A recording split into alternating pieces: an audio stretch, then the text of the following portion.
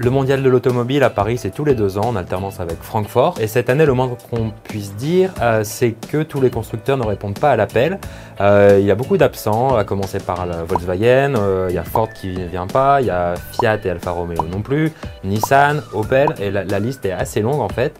Ça représente presque la moitié du marché automobile européen. Il y a plusieurs raisons qui expliquent ce désaveu. La première chose, c'est que les constructeurs sont tous un peu en période de restriction budgétaire, donc ils sont obligés de faire des choix. Et un salon, ça coûte très cher, plusieurs millions d'euros par marque. Et l'autre raison aussi, c'est que dans l'écosystème des salons mondiaux, les constructeurs privilégient de plus en plus les événements tech, comme le CES à Las Vegas.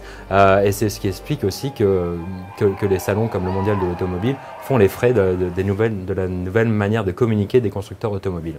L'enjeu, c'est de savoir est-ce qu'on fait tous les salons dans le monde, est-ce qu'on va à Tokyo, est-ce qu'on va à Los Angeles, est-ce qu'on va à Détroit, est-ce qu'on va à Francfort, est-ce qu'on va à Genève, est-ce qu'on va à Paris, ou au contraire, est-ce qu'on fait des choix pour privilégier les endroits où on a des nouveaux véhicules à présenter, ou alors privilégier les endroits qui ont vraiment quelque chose à dire sur la technologie, par exemple, sur l'électrique, sur l'autonome.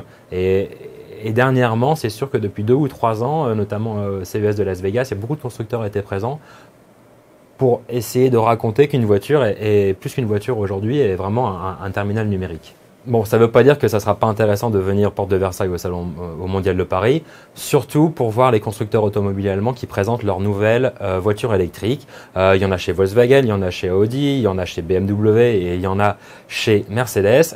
Et on pourra vraiment voir comment les rois du premium essayent de se convertir à l'électrique, sachant que les moteurs, c'était quand même quelque chose de très important pour eux. Oui, il y a la Audi e-tron, effectivement c'est un drôle de nom, notamment pour nous les Français et même toute la francophonie. Mais apparemment les équipes françaises hexagonales avaient quand même dit à leurs collègues d'outre-Rhin que c'était une mauvaise idée ce nom-là.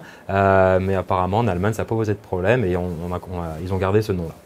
Alors il n'y a pas que les Allemands aussi, il y a les Français. Chez PSA on présente plusieurs voitures, notamment chez DS.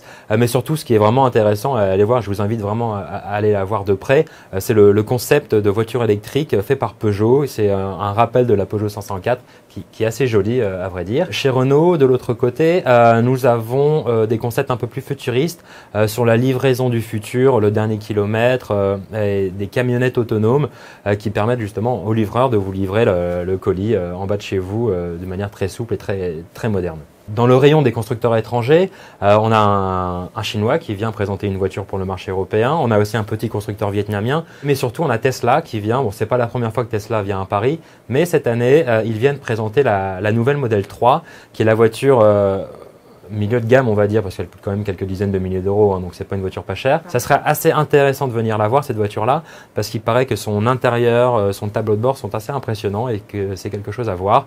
Et donc, le mieux quand on parle de Tesla, c'est de faire son propre jugement, parce qu'il y a tellement de gens qui sont pour, tellement de gens qui sont contre, qu'en fait, il faut venir voir pour faire sa propre opinion.